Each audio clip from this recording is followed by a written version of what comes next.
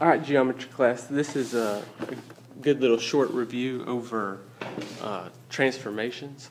We went over 4 different types of transformations throughout the year, starting with translations, which are slides. Then we moved on to reflections, which are flips, rotations, which are turns, and then we even looked at dilations, which means that the image actually gets bigger. So these 3 here, rotate, reflect, and translate, they are special because they do not change the image's size. Okay? And more importantly, what you'll notice about translations, okay, is that they preserve the image's orientation. That's definitely a possibility that they ask you something like that. So notice that A is on the top right, and so is A prime. B is down here on the right, and so is B prime. And C is on the bottom left, so is it. So that's the same orientation. That's how you know that's a slide. Now if you want to find out how it moved, you literally just count left and then count up. So that's why that is 5 to the left and 3 up. Okay? And that's what this rule over here says.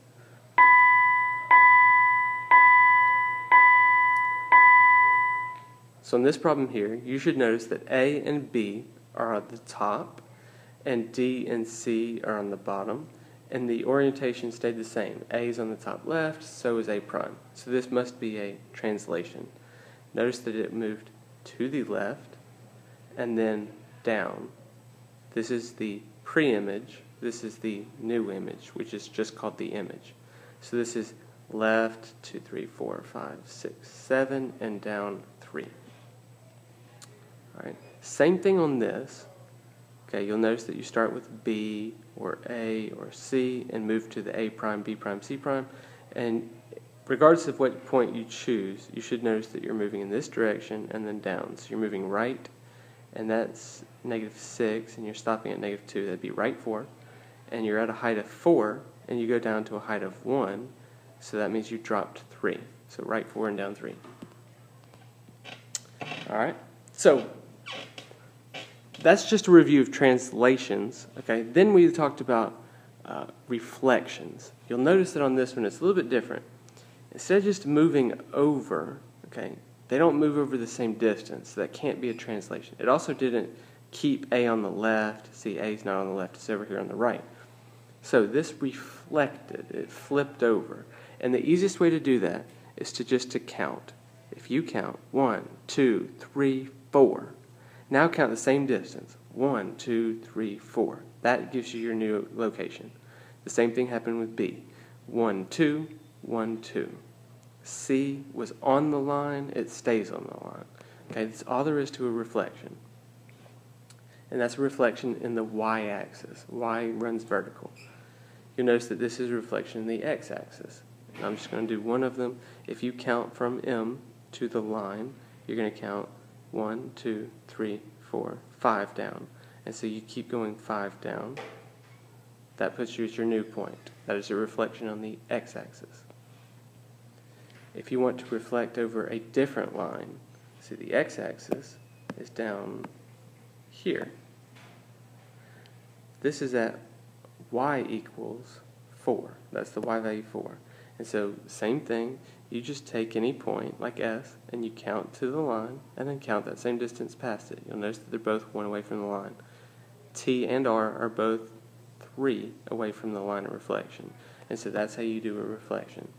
You can even do it over x equals -1, just to show you where that would be. This orange line is at x equals -1. I didn't draw that very well. Still didn't draw that very well. That's even worse. Sorry. Anyway, you just count your distance. And so this point up here is 1, 2, 3 away from the line. You would just go 3 across the line. And you'd continue to do the same thing. Alright, just to move forward so we're not taking forever. I want you to kind of look at this one. A lot of you will assume, since it's moved over here, that it was a rotation, but it's not.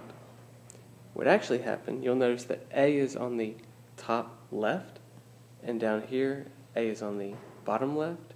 What that indicates to me is that it must have moved before it reflected. And so if you kind of count over here, you can see that A had to move to this point, and then it was reflected across the x-axis. Okay, so you just had to count 1, 2, 3, 4, 5, 6. It moved right 6, and then it was reflected. Or you could, of course, reflect it first and then move it right 6. Okay, but then past that, what we looked at was rotations. All right, and the thing that really confused y'all about rotations was that you can go 90 degrees, 80 degrees, or 180 degrees, 270, and you can also go clockwise and counterclockwise. So think about how a clock rotates.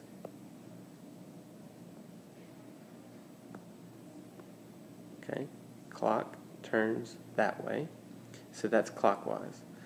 So if you think like a clock, this would have 1, 2, 3 turns. That is 270 degrees clockwise. Or if you think in the opposite direction, that was only 90 degrees counterclockwise. Okay? So in order to do these, they're not really nearly as complicated as y'all may remember them. You just have to be able to draw the image on your own. Since this is on a computer, I would suggest drawing it onto a piece of paper, and then I would suggest that you actually do the paper turning. Okay, so for example, if I wanted to rotate this image right here 90 degrees, and we'll say counterclockwise. If they don't give you a direction, you always go counterclockwise, just to remind you. So if you were going to do that, what you're going to do is you're going to take your paper, you're going to turn it however many times. Since it's 90 degrees, we're going to go once. I don't know why it keeps doing that. Sorry. There we go. Okay, that's what I was trying to do. Okay, so I turned it once. And now if I count from the origin to that blue point, this is left, since I'm moving left. This is right, up, and down. Okay, just like normal. So to get to the blue point, I had to go 2 left and 5 up. So what I'm going to do is I'm going to move this thing back, and I would actually plot a point, okay, at -2, 5, since I had to go 2 left and 5 up. I'm struggling to do that. Okay, but that would be where that new point is. And I would continue to do this with turning my paper until I get all of my points. Okay, it is a little bit tedious, but it's a little bit easier that way. Okay, if you wanted to do 180 degrees, you'd do the same thing, except for you would actually rotate your image once and then twice, which would put it down here. So if I wanted to count that, starting at the origin, I'd have to go left 5 and then down 2. And so that would help me understand that my actual point was left 5 and down 2, which would be right there. Okay? So the only other thing that we talked about were dilations. That's the easiest probably thing ever. Whatever number they give you to dilate by, they'll call it a scale factor. All you do is you multiply by your coordinates. So 2, 2 would become